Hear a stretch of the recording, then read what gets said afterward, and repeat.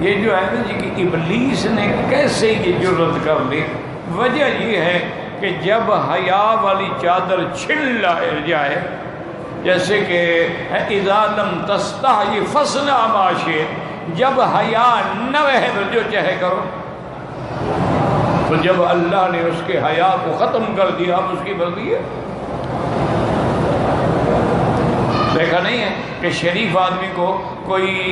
دھکا بھی دے دے تو وہ بیچارہ پریشان ہو جاتا ہے، اور بدماش روز جوتے کھاتے ہیں پرواہ ہی نہیں۔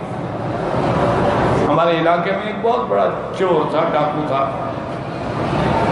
مجھے کسی نے کہا کہ پولیس نے اس کو گرفتار کیا ہے اور بڑا تشدد ہوا ہے اس پہ، ذرا جاننے والا تھا۔ اتفاق سے میں اڈے پہ بس پہ اترا یا چڑھنے کے لیے، تو وہ میں نے دیکھا تو وہ بھی، اس نے مجھے دیکھ لیا، وہ بھی دوڑ کے ملنے کے لیے آ رہا تھا۔ وہ بڑی پگڑی اونچی اونچی کر کے باندھتا تھا اور سفید کپڑے اور ہاتھ میں ایک کھونٹا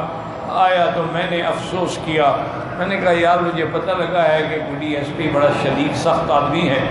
اور اس نے تمہارے ساتھ بڑا تشدد کیا ہے، تو بہرحال کہنے لگا وکیل صاحب گزارش یہ ہے کہ ہمیں اللہ نے لاکھوں من عزت دی ہے، آپ لوگوں کو ملی ہے تولے کے حساب سے،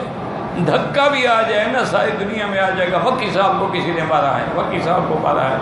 تو ساری دنیا چیخ پڑے گی۔ ہمیں روز ننگا کر کے مارتے رہتے، اٹھے غسل کیا پھر پگڑی باندھ کے آ گیا، ہمارا تو کچھ بھی نہیں بگڑتا، کیونکہ ہمارے پاس تو لاکھوں من عزت ہے نا، ہماری عزت کم ہی نہیں ہوتی۔